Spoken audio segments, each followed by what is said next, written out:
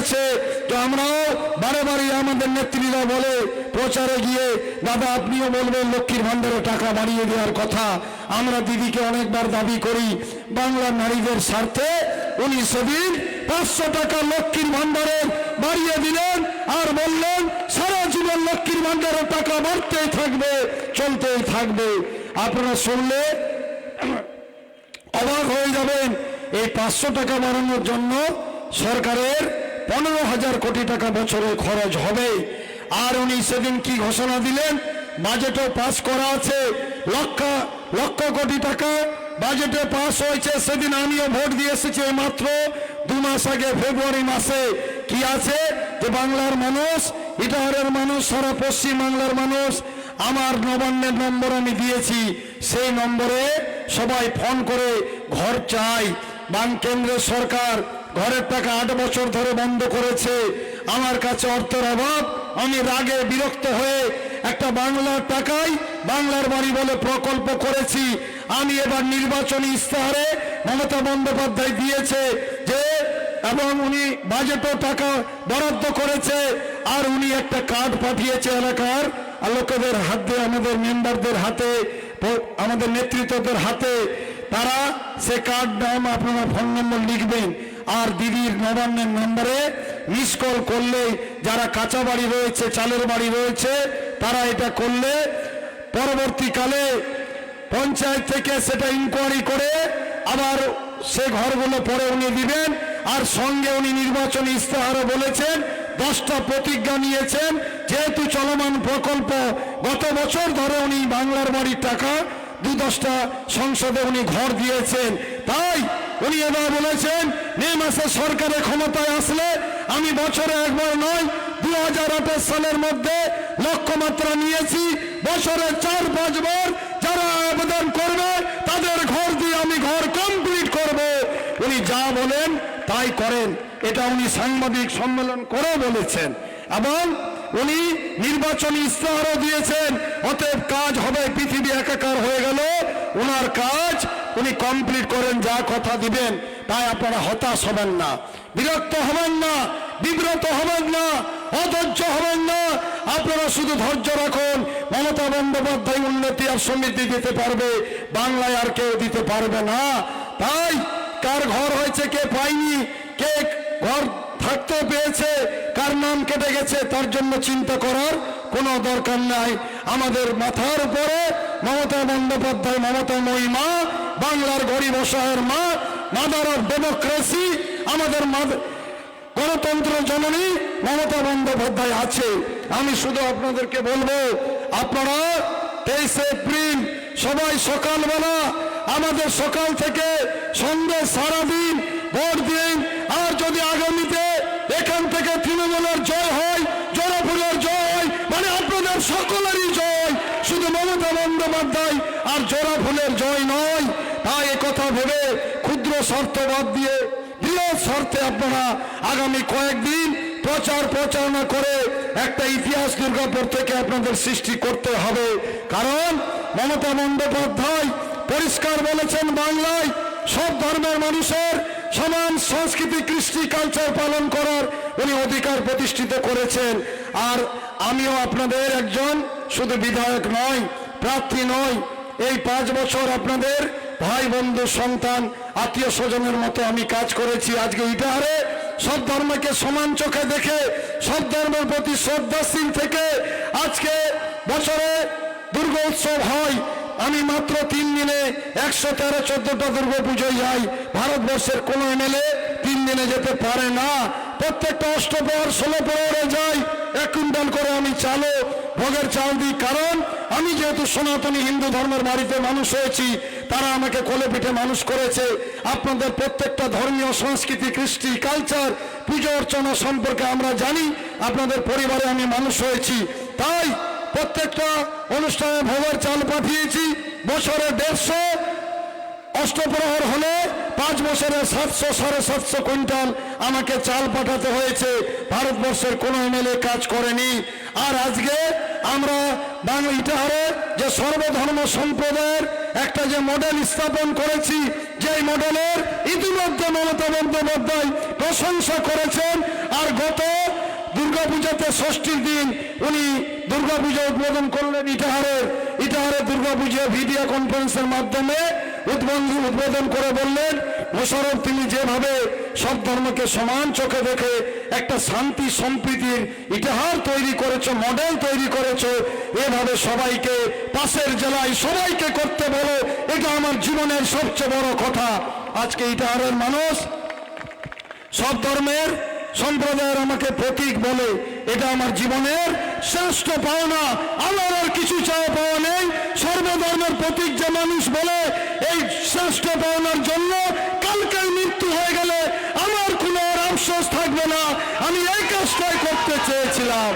আজকে ইটাহারে 5 বছরে কোনো ধর্ম নিয়ে বিশৃঙ্খলা, নৈরাজ্য, অস্থিতিশীলতা, অরাজকতাশীলতা, ধর্মীয় সহিংসতা ইটাহারে তৈরি হয়নি, আর আমরা করতে দিইনি।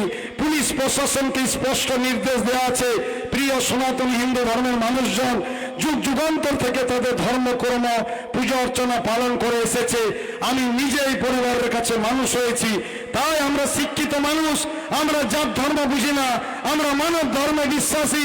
তাই ইটাহারের বুকে যদি কেউ কোনো মুসলিম বাড়ির ছেলে ধর্ম নিয়ে বিশৃঙ্খলা করে, ধর্ম নিয়ে বাড়াবাড়ি করে, তাকে ধরে জেলে পুরে দিবেন, বাইরে রাখা যাবে না, পরিষ্কার পুলিশকে নির্দেশ দেওয়া আছে। তাই ইটাহারের বুকে আমি 22 সালে প্রথম বলেছিলাম যে এখানে যে যার ধর্ম নিশ্চিন্তে নির্বিঘ্নে নির্দ্বিধায় পালন করুন, আপনারা নির্দ্বিধায় পালন করুন, কেউ আপনাদের ডিস্টার্ব করতে পারবে না বলে আজকে ইটাহার শান্তি সম্প্রীতির একটা নজির মডেল সৃষ্টি হয়েছে। আমি আপনাদের অনুরোধ করব, দুর্গাপুরবাসীকে আসছে আগামীতে বিরাট সুযোগ আসছে।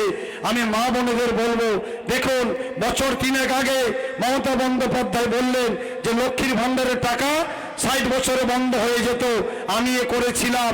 পরে আমি একদিন নারীদের নিয়ে কবিতা লিখতে বসলাম, উনি আমাকে বিধানসভায় আমাদের 10-20 জন এমএলএ কে গল্প শোনাচ্ছিলেন। কবিতা লিখতে লিখতে আমি ভাবলাম লক্ষ্মীর ভাণ্ডার টাকা এতটাই একদিন বেড়ে যাবে, আর যদি 60 বছরে বন্ধ হয়ে যায় মহিলাটা কত কষ্টে পড়বে, কত অসুবিধা হবে। তাই উনি বছর 3 আগে বিধানসভায় একটা আইন আনলেন, ওই আইনে আমিও ভোট দিয়েছি। সে কি আইন? আইন এটাই, মহিলার 60 বছর না 100-150 বছর বাঁচলো লক্ষ্মীর ভাণ্ডার কোনোদিনও বন্ধ হবে না। এই আইন উনি করে দিয়েছেন, আপনারা চিন্তা করবেন না। আপনাদের মনে আছে 21 সালে যখন নির্বাচন চলছিল, সেই নির্বাচনের সময় আমাদের নেত্রীরা আপনাদের বাড়ি বাড়ি যেত, একটা লিফলেট নিয়ে যেত, সেখানে লেখা ছিল 21 সালে যদি আমি ক্ষমতায় আসি 21 সালে আর ইটাহার থেকে মোশাররফ মানে 3 জোড়া ফুল জিতে আমরা সরকারে আসলে একটা লক্ষ্মীর ভাণ্ডারে প্রকল্প চালু করব, এটাতে নাম্বারে লিখুন, আপনার নাম্বার লিখুন, মিস কল করুন। তখন কিন্তু অনেক লোক সেদিন বিশ্বাস করেনি, বলছিল এগুলো হবে না, নিয়ে হবে, এগুলা ভোটের সময় আসিয়া মিছামিছি করে ভোট নিয়ে চলে যাবে, এই নম্বর ছিল। কিন্তু কি হলো, পরে 21 সালে ভোট হলো, দিদি মুখ্যমন্ত্রী হলেন 3য়-বার, আর আপনারা আমাকে আপনাদের ভাই বন্ধু সন্তান হিসেবে বিশ্বাস আস্থা করে আপনারা কম বেশি ভোট দিয়ে আমাকেও জিতালেন। জেতার পরে ওই যে ভোট দিলে আঙ্গুলের নখে কালি লাগে, কালি লাগাই, সেই কালি মুছতে না মুছতে লক্ষ্মীর ভাণ্ডার চালু হয়ে গেছিল। এরই নাম মমতা বন্দ্যোপাধ্যায়ের গ্যারান্টি। তাই আগামীতে একটা কথা বলতে ভুলে যাব, কালকে আবার দেব আসছে ইটাহার, কালকে দেব আসছে। তাই দেবকে কালকে 2টার সময় দেব হেলিকপ্টারে আসবে, চৌরাস্তায় আপনারা আসবেন। আপনাদের সকলকে আমি আমন্ত্রণ জানিয়ে গেলাম। দেবের সঙ্গে আপনারা কালকে দেখা করবেন, হাত মিলাবেন, আর দেবকে দেখে পরে ওকেই দেখবেন না, আমাকেও একটু দেখবেন, আমাকেও ভোট দিতে হবে। তাই আমি এইটুকু বলবো যে আগামীতে 2 নম্বর বোতাম টিপে আমাদের 2 নম্বর বোতাম এসেছে। তাই আপনারা ভালোবাসা, বিশ্বাস, আস্থা আমার প্রতি রাখবেন। আমি আপনাদের ভাই বন্ধু সন্তান, আমি কখনো ক্ষমতাকে অপব্যবহার করিনি। মুখ্যমন্ত্রী আমি 10-12টা পদ রিজাইন করলাম, সবগুলো পদ প্রতিমন্ত্রীর র্যাঙ্কের পদ। আমি কখনো মানুষকে অসম্মান, অপমান, অশালীন কথাবার্তা, অশ্লীল অসভ্য কথাবার্তা, গালি গালাজ, ধামকা ধামকি, তুচ্ছ তাচ্ছিল্য করা কখনো জীবনও করিনি, কারণ এটা আমার পারিবারিক শিক্ষা নয়। আমরা সরলতা, নরমতা নিয়ে আমরা চলি।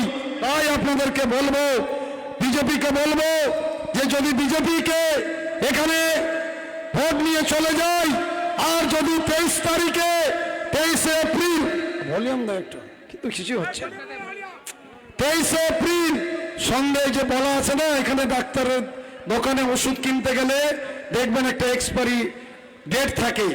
এক্সপায়ারি ডেট যদি থাকে, এদেরও কংগ্রেস, সিপিএম, বিজেপিরও 23 তারিখ সন্ধ্যে 7টায় এক্সপায়ারি ডেট, তারপরে আর চলবে না। যারা ভোট নিয়ে চলে যাবে, যদি ভোট দিয়ে দেন আর তাদেরকে উন্নয়ন আনতে বলেন, লাইন বাজারে যদি 10 ফিট মাটি খুঁড়ে দেন, রাগ করেও কেঁদে কেঁদে চোখের জলে যদি গর্ত বুঝিয়ে দেন আর বলেন যে তোরা আয় আমাদেরকে উন্নয়ন দে, জীবনে আসবে না, আপনি গর্ত ভরে গেল এসে পাবেন না। ওই পাবেন দিদির উন্নয়ন পাবেন। কারো কথায় যদি ভোটটা নষ্ট করে দেন, কথায় আছে দাঁত থাকতে দাঁতের যত্ন নিতে হয়, তাই আপনারা সময় মতো দাঁতের যত্ন নেবেন। কারো কথায় ভোট নষ্ট করে দিলে আপনারা আফসোস করার সুযোগ পাবেন না। হাই হাই করে মাথা আছড়িয়েও সে সুযোগ আর পাবেন না। তাই আমি পরিষ্কার বলি, বিজেপির লোক যদি ভোট নিয়ে চলে যায়, আর যদি মমতা বন্দ্যোপাধ্যায় ক্ষমতায় না থাকে, তাকে যদি পরের দিন ডাকেন যে ভাই তুমি তো বিজেপি নাকি ভালো দল বললে, ভোট দিতে ভোট দিলাম, উন্নয়ন কোথায়, সেদিন কিন্তু আপনাদের বিজেপির নেতা কর্মীরা উত্তর এমন দেবে যে উত্তরে আপনারা সন্তুষ্ট হতে পারবেন না। তাই দয়া করে ভুল করবেন না, এটা বিধানসভার ভোট। আমি সমস্ত আমাদের প্রিয় কর্মী নেতৃত্ব সমর্থকদের বলবো, আমরা আপনাদের সঙ্গে আছি। সনাতনী হিন্দু সমাজের প্রিয় মানুষজনদের বলবো, সমস্ত শ্রেণী, জাতি, ধর্ম, দলমত নির্বিশেষে সবাইকে বলবো, আমরা আপনাদের সঙ্গে আছি। আপনারা একা নন, আপনারা সুযোগ দিলে, জিতিয়ে দিলে আমি বারে বারে আপনাদের যেভাবে পুজো অর্চনা, আচার অনুষ্ঠান, ধর্মীয় সংস্কৃতি, কৃষ্টি, কালচারে সব সময় আসি, সব সময় আসতে পারবো যদি আপনারা জিতিয়ে দেন, আর না হলে তো কোনোদিন আসতে পারবো না। তাই আপনাদেরকে ছেড়ে আমি যেতে চাই না। যারা 21 সালে নিজের স্বার্থে অবৈধ অর্থ, অবৈধ ক্ষমতা, অবৈধ চেয়ারের জন্য যাদের আপনারা 10 বছর ভোট দিয়ে এমএলএ বানিয়েছিলেন, তারা নিজেদের স্বার্থের জন্য টিকিট না পেয়ে একটা মিনিট লাগেনি আপনাদের ছেড়ে পালিয়ে যেতে। আমার পালাবার জায়গা নেই। আমি চিরকাল ইটাহারে থাকবো, আপনাদের মাঝে থাকবো, ভাই বন্ধু সন্তান হিসেবে থাকবো। তাই আমি কখনো পালিয়ে যাওয়ার লোক নয়। তারা নিষ্ঠার সুবিধাবাদী হয়ে আজকে দল বদলের ওস্তাদ, তাদের আমি নাম দিয়েছি ওস্তাদ। স্যার কিসের ওস্তাদ? তারা দল বদলের ওস্তাদ। তারা কখনো এ দল সে দল করে বেড়াচ্ছে মানুষকে ঠগানোর জন্য, আর তারা ইটাহারের মানুষকে বোকা মনে করছে।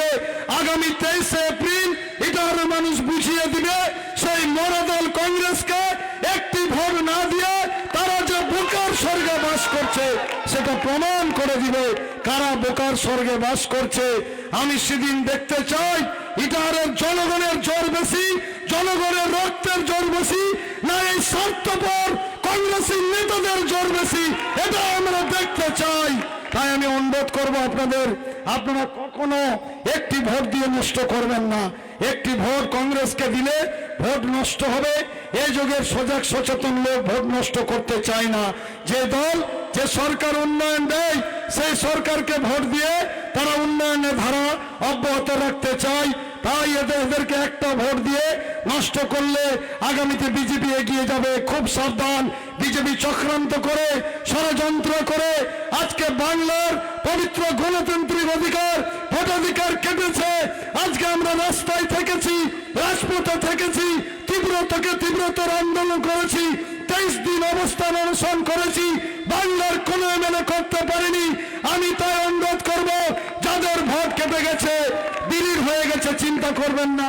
দিদি সেদিন রায়গঞ্জে এসেছিল, আমাদের প্রার্থীদের বললো সকলকেই, যাদের ভোট কেটে গেছে তাদের চিন্তা করতে বারণ করো, কারণ আমি ক্ষমতায় আসলে তাদের জন্য ভারতবর্ষের সর্বোচ্চ লয়ার আমি ধরে রেখেছি।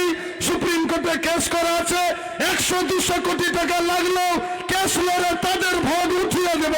তারা চিন্তা করবেন না, দিদি ছাড়া কোনো উপায় নেই। তাই ভুল সিদ্ধান্ত নেবেন না। আগামীতে এই ভারতবর্ষের নিকৃষ্টতম শাসক, দৈত্য দানবীয় জালেম শাসকের পতনের অধ্যায় স্পষ্ট করতে চাই, আমি আপনাদের অনুরোধ করব, আমি কথা দীর্ঘায়িত করব না। আমাদের প্রতিদিন 2-3টা করে প্রোগ্রাম চলছে, আর আজকে জয়হাটে প্রোগ্রাম আছে, সময় খুব কম, সন্দেহ হয়ে যাবে। এতগুলো মা, মমতাময়ী মা, ভাই বন্ধু, আত্মীয় স্বজন, মুরব্বী মানুষ, কাকা জেঠাদের মুখ দেখে আনন্দে বুক ভরে গেল। জীবনের ভোটটা আর ক্ষমতাটাই শেষ নয়। আমি শাসক দলের লোক বলি না, আমি মানুষের সেবক বলি। আমিও আপনাদের ভাই বন্ধু সন্তান, আমি নির্ভুল ব্যক্তি নই, কিন্তু আপনাদের মাঝে চিরকাল আপনাদের হৃদয়ে বাসস্থান করতে চাই। এই সুযোগ দিলে আমরা সবাই মিলে এখানে বাঁচবো, মরবো, উন্নয়ন নিয়ে আসবো। আজকে ইটাহারের নাম বাংলার সর্বোচ্চ মানচিত্রে পৌঁছে দিয়েছি আমি। যে দায়িত্ব দিয়েছিলেন সব সাহসিকা, নিষ্ঠাবান, দায়িত্ববান হিসাবে আজকে তিনি তার পবিত্র মুখে, যিনি বাংলার অভিভাবিকা, যিনি রাতকে দিন করতে পারেন উন্নয়নে, তিনি আজকে ইটাহারের নাম মুখস্থ করেছেন। তাই ইটাহারে যদি দুর্যোগ, দুর্বিপাক, বিপদ আপদ হয়, যদি লক্ষ কোটি টাকা দিয়ে ইটাহারকে পুনর্বাসন করতে হয়, তাহলে দিদি করে দিবে। কারণ বাংলার বুকে ইটাহারের নাম সর্বোচ্চ জায়গায় আমরা পৌঁছিয়ে দিয়েছি। তাই আপনারা ভয় পাবেন না। ভয়কে জয় করে আর 10% ধাক্কা দিলে এই সাম্প্রদায়িক বিজেপি, তাদের দোসর, তাদের প্রত্যেকটা কংগ্রেস একেবারে চিরবিদায় দিবে। আমরা সবাই 10% ধাক্কা দিব, হয় লস হবো, না হলে ইতিহাস হবে, তারপরে আমরা ক্ষান্ত হব। তাই আমি আর কথা দীর্ঘায়িত করব না। আমি এটুকুই কথা বলে, আমাদের যুব ভাই বন্ধুরা অনেক এসছে, এদের জোশ বোধ হয় ভালো হয়েছে। তা তোমার জোশ ভালো হয়েছে মনে হয়, তোরা চিন্তা করেন। তা কি খেলা হবে তো? দেখার মতো খেলা হবে তো? চমৎকার খেলা হবে তো? প্রশংসনীয় খেলা হবে তো? আবার খেলা হবে তো? এই সাম্প্রদায়িক বিজেপিকে উৎখাত করবেন তো? এই অশুভ শক্তি কংগ্রেসকে উৎখাত করবেন তো? এদের লাল কার্ড দেখিয়ে বিদায় দেবেন তো? জোশ ভালো হয়েছে তোমার, না মোর থেকে ভালো হয়েছে মনে হয়। তোমার গালাটাই নিয়ে চলে, ফের 10-12 দিন বাচ্চা রাখবা হবে। তা আজকের মতন বিদায় নিয়ে ছাড় দাও মুখ আজকা। তো মা বোনরা আপনারা খেলবেন না? খেলবেন তো? আপনারাও খেলবেন, এই সাম্প্রদায়িক দলকে উৎখাত করে খেলবেন। এরা যদি কদিন সাবধানে সজাগে থাকবেন, এরা হারার ভয়ে আমার দাদা মেজদারা বেসামাল হয়ে গেছে, তাই তারা পায়ে পা লাগিয়ে ঝগড়া করতে আসবে। আমি পরিষ্কার বলি, আমরা সরলভাবে চলি, এটা আমাদের দুর্বলতা নয়। আমরা নরমভাবে চলি, এটা দুর্বলতা নয়। আপনারা যদি বাড়াবাড়ি করতে আসেন, পায়ে পা লাগিয়ে ঝগড়া করতে আসেন, জান নিয়ে ফিরতে পারবেন না। আমাদের কর্মীরা গণতান্ত্রিক ভাবে আপনাদের অবশ করে দিবে, কিন্তু ভয় কেউ পাবেন না। আমরা গন্ডগোল, বিশৃঙ্খলা, মারামারি পছন্দ করি না। আমরা এই পরিবারের ছেলে নয়। আমরা ভদ্রভাবে ভালোবেসে ভোট অর্জন করতে চাই। তাই কাল থেকে সকাল থেকে রাত অবধি এলাকায় আপনারা প্রচার প্রচারণা শুরু করে দিন। বাড়ি ফিরবেন না। আগামীতে ফাইনাল কল 23 এপ্রিল, ফাইনাল খেলায় বাড়ি ফিরবেন। এই বিজেপি কংগ্রেসকে লাল কার্ড দেখিয়ে বাড়ি ফিরবেন। তারা তো আগেই লাল কার্ড দেখে নিয়েছে, 21 সালে দেখেছে, 23-এ দেখেছে, 24-এ দেখেছে। তাই যারা লাল কার্ড পেয়ে যায় তাদের খেলারও আর সুযোগ থাকে না, তাদের বেলাও শেষ, খেলাও শেষ। এখন চির বিদায় জানিয়ে 23 এপ্রিল তাদের বিদায় জানিয়ে 4 মে টাটা বাই বাই করে চির বিদায় কর্মসূচি করতে হবে। এটুকু কথা বলে সকলকে আন্তরিক অভিনন্দন, সালাম, নমস্কার, সম্মান, ভক্তি ভরা প্রণাম জানিয়ে আমার বক্তব্য শেষ করছি। নমস্কার, ধন্যবাদ। তৃণমূল কংগ্রেস জিন্দাবাদ, মমতা বন্দ্যোপাধ্যায় জিন্দাবাদ, অভিষেক বন্দ্যোপাধ্যায় জিন্দাবাদ। আপনাদের এই টিকিট মনোনয়ন দিদি আমাকে দিয়েছে। আমি ইটাহারে সমস্ত জনগণকে টিকিট, মনোনয়ন, নমিনেশন আপনাদেরকে রক্ষা করার দায়িত্ব দিয়েছি। তারা ইটাহারে সেদিন রক্ষা করার দায়িত্ব নিয়েছে, হেফাজতের দায়িত্ব নিয়েছে। আপনারা কি রক্ষা করার, হেফাজতের দায়িত্ব নিচ্ছেন তো? হাত তুলে দেখেন, নিচ্ছেন তো? তৃণমূলকে জিতাবেন তো? উন্নয়ন, সমৃদ্ধি, যা সুবিধা পাচ্ছেন বাড়ানোর জন্য তৃণমূলকে জিতাবেন তো? ধন্যবাদ। হ্যালো, ধন্যবাদ জানাই আমাদের সকলের প্রিয় প্রার্থী মাননীয় মোশাররফ হোসেন মহাশয়কে।